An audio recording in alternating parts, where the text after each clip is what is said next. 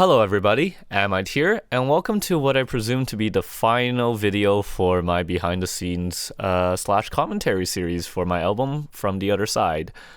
Remember how last video I was talking about how I'm just never focused on one thing and that like my skills are just as shallow as a kiddie pool, but as wide as the ocean, and even then that's like too much to describe me anyways. Besides the point, while making the script for this video and finding the recordings of the songs that I had as ideas for this video, I ended up adding a couple songs to a DJ set I might be playing in November, so I worked on that.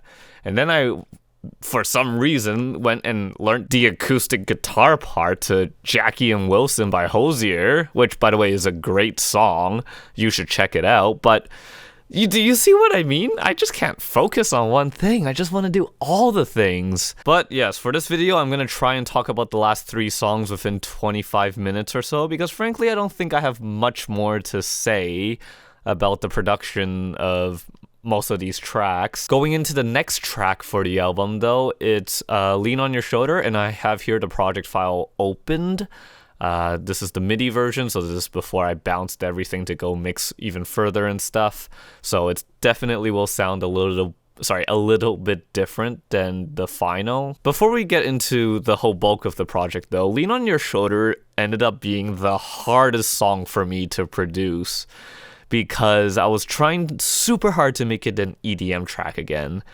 And everything that I just came up with for it was just like, well, it's kind of like this track that you already made for the album, or it's just like it's kind of boring. It's the same thing again, and that's what really inspired me to write a couple lines for I'm Not Okay and Leave It All Behind, even though technically I wrote Leave It All Behind before any of these songs. Come to think of it, I never showed you the chronological order of all the songs in the album. So the first one was, of course, From the Other Side, 2017.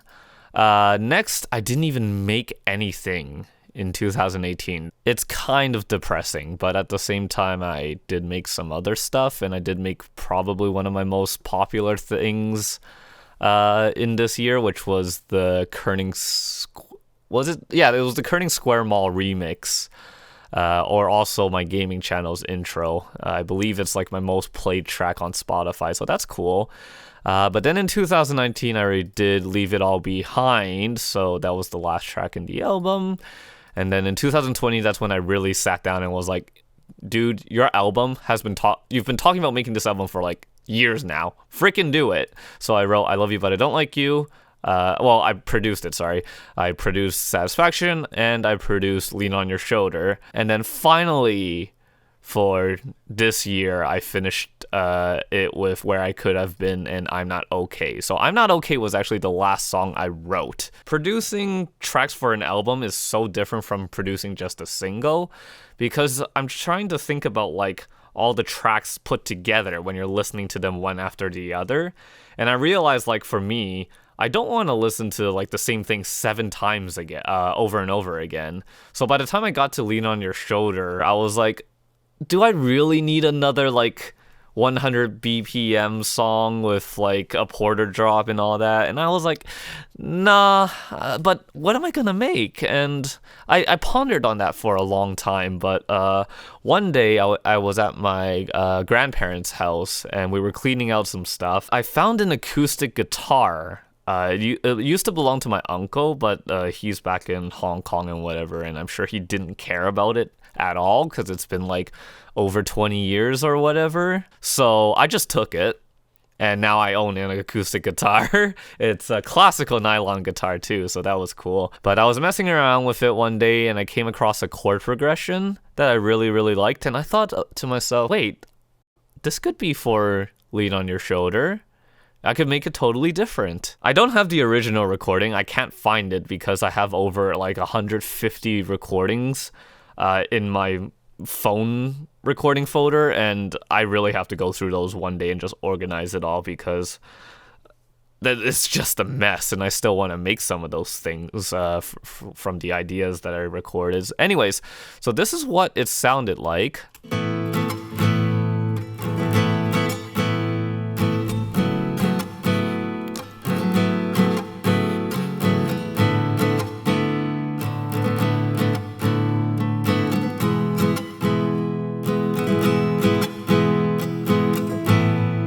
So that was it. That was just the chord progression. I want to play the recordings that I did find for Lean on Your Shoulder for you guys to just sort of show what it was like when I first came up with it. Got one message for you, 'cause I don't wanna lean on your shoulder, 'cause I just think that's putting too much weight on you. I don't wanna cry on your shoulder, 'cause I think I put you more than I put you through.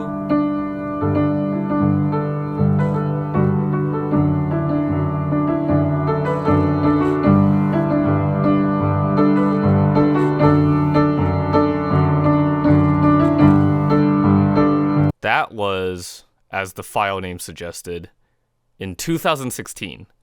So it took me 5 freaking years to finally like work on it and make it into a final thing and produce it.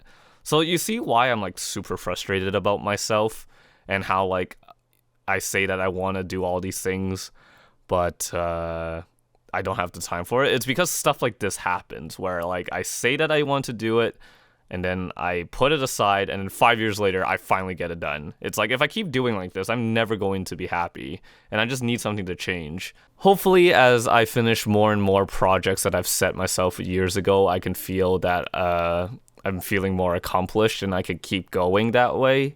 So the next big thing for me is to really finish my MapleStory funding, and I feel like after that, that will open up so much time for me. And I know it's like a video game, but the problem is it's been a video game that I've been playing for many years, just as long as it took me to write this album.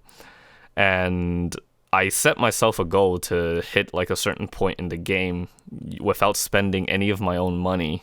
And I'm right now, as of this video, I am so close. I am like just touching it like with one hand, and I am almost there to really be done.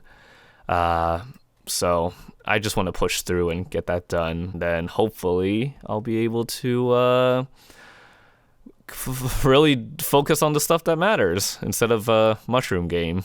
But I'll play another recording for this for you so you can sort of see like the evolution of how like the first recording compared to like the 10th recording or whatever, because like I was saying, I do record multiple of these, but throughout this series, I've only been showing you the first recording that I at least have found. I'm sure there's been older recordings that I may have deleted or something, but yeah, so here's a newer version of Lean on Your Shoulder. I think that's just putting too much weight on you. I don't wanna lean or grow older, 'cause I think that costs more than what I put you through.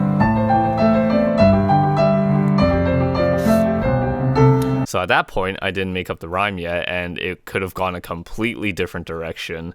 And that's how, like, Lean on Your Shoulder had so many directions it could have went, but I ended up settling on this one, and I can't feel any more happier about it. I like the fact that this is a lighter song in the album, and it's different that way. And I think it just turned out great. I think it's probably one of my most favorite songs I've written, just because of how it sounds in comparison to everything else. Okay, but finally, let's get into the project file, because if this goes on for 3 songs, then this is going to be like a 40-minute video. The first thing I want to show is the guitar itself, and in reality, this is a combination of the live recording that I had and a guitar synth or plugin. So this is Ample Guitar M2 Lite. This is a free plugin. And when you play it by itself,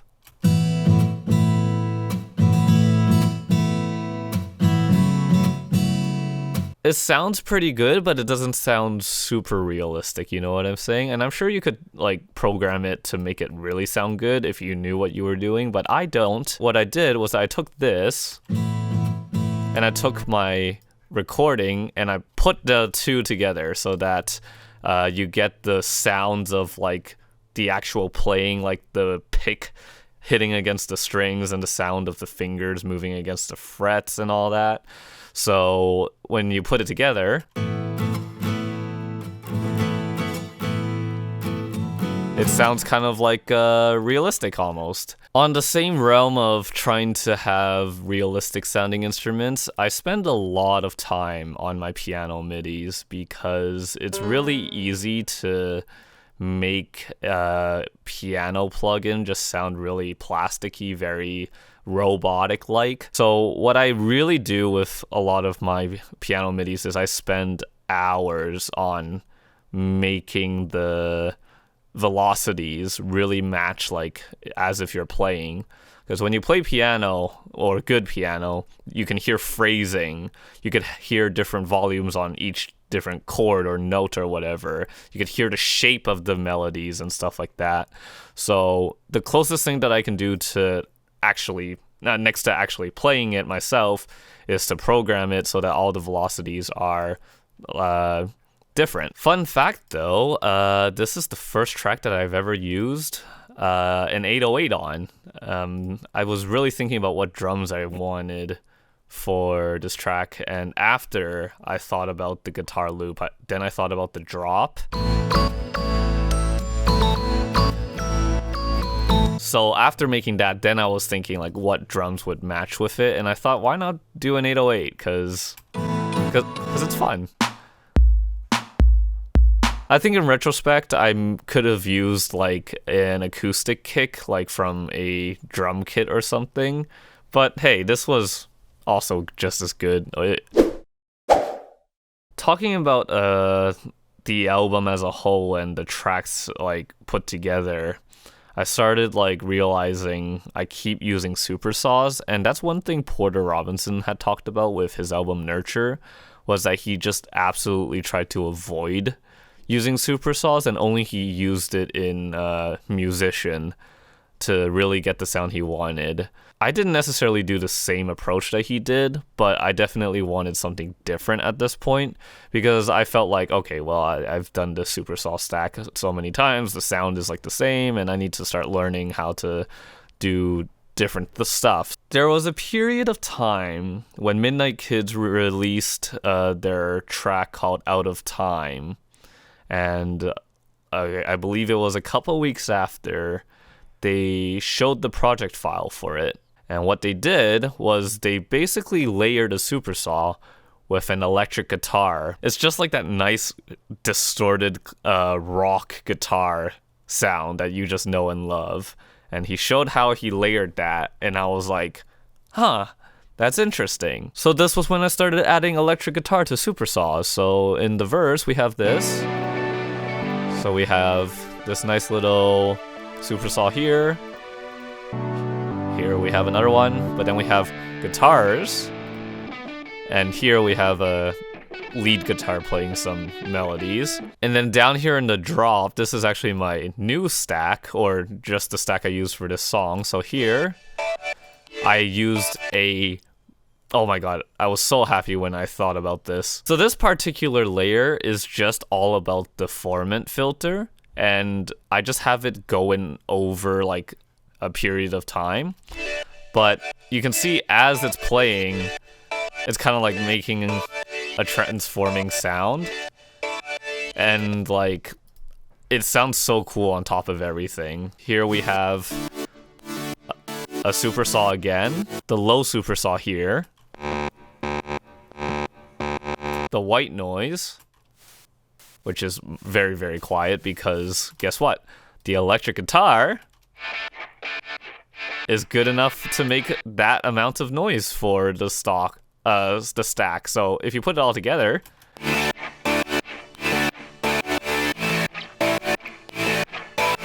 oh, it sounds so cool. It also helped the fact that I think later on in the mixing phase, I added even more distortion. But in the lead, this is where it went really nuts for me, because this is like, how many layers? 1, 2, 3, 4, 5, 6, 7, 8 different sounds all put together. So at the first drop, you hear just these two, which these are just saws, by the way. But when you get to here, all the other patches come in. So first we have this squarish pluck. And then we have the same thing, but 1 octave lower. And then here we have yet another super saw, but this is like, I don't know, like even more distorted type of deal. And here we have yet another electric guitar. Oh, by the way, I should show what I'm using. This is Shreddage 3, and it's free. This is a demo version type of deal, but it doesn't do any like muting or whatever over time, so it's just like a light version of the actual library, which is still pretty good. I have this sound for it, and then on top of that, I have this little bell-like square filtered pluck. And then here, this was fun to make. I was really messing around with like a lot of distortion in this track. So this is just a piano plug-in, and then I just threw in a whole bunch of overdrive into it just to really wreck the sound. And I think it sounds cool when you put everything together.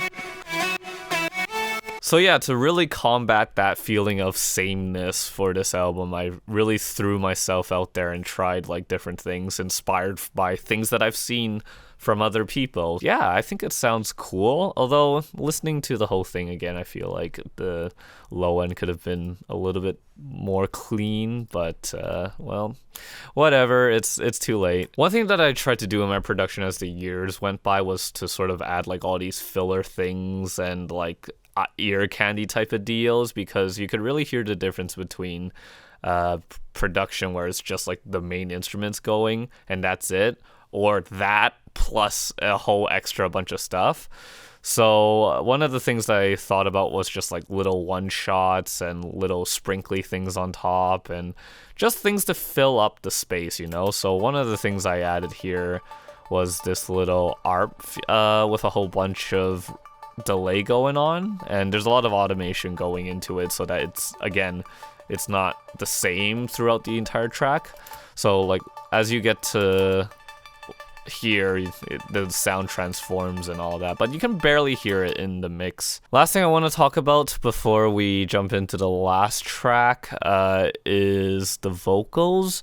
One of the main inspirations for this track is a song called Dead by Stan SB, or now known as Fox Stevenson. And the classic Fox Stevenson vocal effect is like a really heavily vocoded type of voice. So that's what I tried to do in this track. And I do it in a couple of other tracks in here, but in here I made it very prevalent. So I have everything running through a vocoder. Oops. Sorry, what I wanted to say was I have the main vocal in one track.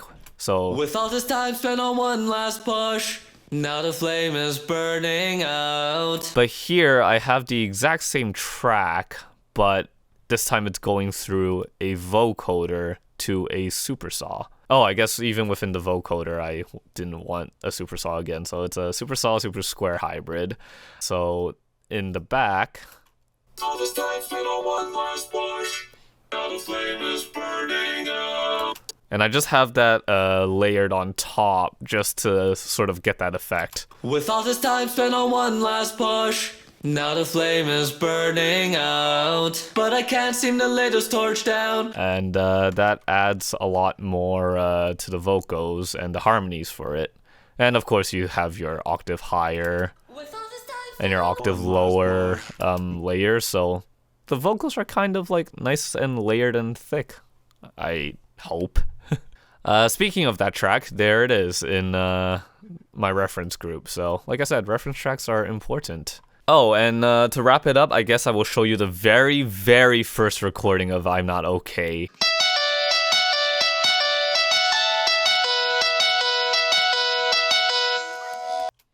That's it. That was it. And it was awful. It was shit. But later on,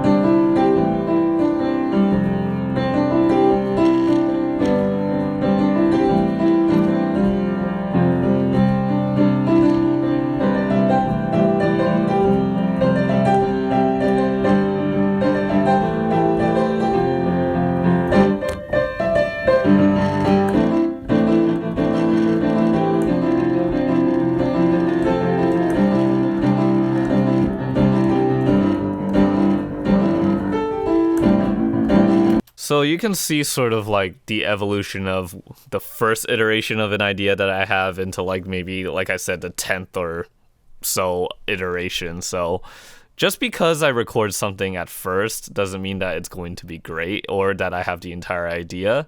But if it's an idea, I will still put it in and then see if I could like evolve it or make it sound good. And then if I can't, then I just chuck it. So like I was saying, I have like this vault of like 150 recordings that I have to go and sort through again after I finish these videos and whatnot. But yeah, I'm not okay.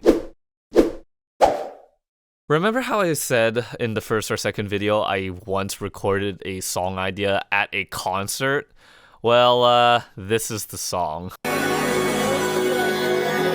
Bow, bow, ba ba ba ba ba ba, bum, bum, ba ba ba ba ba ba. That's right, I came up with one of the drop ideas for this track at Porter Robinson's World's concert. I am so sorry to the people that just had to listen to that ear-bleeding vocal. That idea became the third drop for this track. After this video, I don't think I'm ever doing another behind-the-scenes type of thing for my tracks unless I go like viral or get signed to like, I don't know, Subsidia or Monster Cat or whatever. Ophelia Records would also be nice. Mr. Suicide Sheet would also be cool. Tasty would be great. Who knows? I would like to get there one day though. But yes, another thing that I mentioned in the first or second video when I was talking about vocals is that I messed around with Vocaloid. So for this track, since it was my second track for the album, I did exactly that. So you get to hear what this sounds like. Oh, actually I used Cyberdiva 2's voice bank instead of... Well, I think I'm sure I messed with the IE voice bank and the Havana voice bank, but I ended up with this one just cuz I think. I don't know. But and then you used to be my friend. Yeah. We'd always fight and play pretend. I think maybe for, you know, a different kind of track or genre, I would like this voice bank or just working with Vocaloid, but definitely not something like Leave It All Behind. You may have noticed this is actually an incomplete project file because this is the first iteration of it. I ended up just messing around with it way too much that I just ended up having to start another project file. And this became my actual project file now, but it started from that, the one with the Vocaloid. Again, most of the stuff you see in this project file will be sort of like the same thing with my other project files, but I will show some stuff that I'm pretty proud of. One of the things is this little bass fill over here. This was actually inspired by a track that I listened to called Sirens by Elefante. I'm not going to play it again because of copyright, but go check it out. It kind of has like that sort of fill feel, and I wanted to try and recreate it. I couldn't, but I got something different that I was kind of happy with. So this is a preset I found from Black Octopus demo. So this is what it sounds like. So that's one. And then the other one is the same thing, but I believe an octave higher. Yeah, so just layering on top of it, you just get a nice thick fill-ish bass. And that's cool and all, but I didn't get the sound I wanted yet. And so in comes these guys, which is two more bass patches. Because in the Elefante track, it has like this really sort of like weird metallic-y, almost alien sounding type of fill. And I didn't know how to recreate it because, one, I'm not super good at sound design yet, and two, I just mainly use presets, especially back then. So I found this preset. You can hear it's kind of like glass-ish, but it has that sort of like high-end hissing type of deal, and I have to take off the EQ so you can hear what it sounds like without it. It's just like very, very noisy and white noisy. And actually, this is a Virtual Riot preset. So what do you know? But then here, I have this preset. And I thought this was like kind of close to what I was looking for. Again, it wasn't close to it, but it was good enough. So then I layered that on top of everything, and now I got... so I thought it was pretty cool. I think we're near the end of all of this. I think the one thing I really want to talk about is the lead. The main sound comes from this layer here. So let's just unfreeze it here and I'll show you. Again, it's just, you know, saws. But the way the sound bent on the portamento, it made me kind of feel like this was kind of like a crying type of sound. And, you know, most of the subject matter in the album is not about happy stuff. And I thought to end the album, because I had this track, I thought of it this being the last track on the album for a long time. And I thought, like, if I could send it off with a melody that kind of sounded like it's crying for help or something like that, I would be happy about it. And I thought these presets did the job. So I'm going to show all the layers just to show you how to make it yourself if you want to, but I am missing a library from Contact, but I do have the bounce here. Alright, so let's go over all of them. It's either from the Cymatics free pack that you can find somewhere online, or it's straight from Serum. So again, the main patch is this from Serum. Oops. And then down here, we have another layer to support it. This is more carried by the sub oscillator here because it's more of a square sound, whereas these are saws. So I'm just making sure you guys know. Here is another preset from Serum, so you could pick it up from here. So this is the lower layers. Here I have, again, another... Oh, yeah, sorry. This is from Cymatics. Then for the higher octave stuff, we have this guy. Again, like I was saying, kind of sounds like crying a little bit. Or more, it's more like wailing, you know? Complaining, whining. And then finally you have the same patch from here, just an octave higher. And then put it all together. So yeah, that's all the tracks of my album from the other side. I hope you enjoyed this little series and whatnot. Hopefully I'll have like a piano cover or something to upload on this channel eventually, but I'm pretty hard at work with some other stuff. But I will keep uploading here. It's not like I haven't forgot about the channel. It's just that, you know, music takes practice and time to make and record and all that stuff. So I need to find that time to dedicate so I could record and whatever. But again, like I said, I hope, if anything, that this album can do a little bit of what it has done for me for all of these years. And I hope you enjoyed this little series and getting a little bit in depth with the tracks. But yeah, I'll see you guys another time. Take care. Bye bye. Thanks for watching.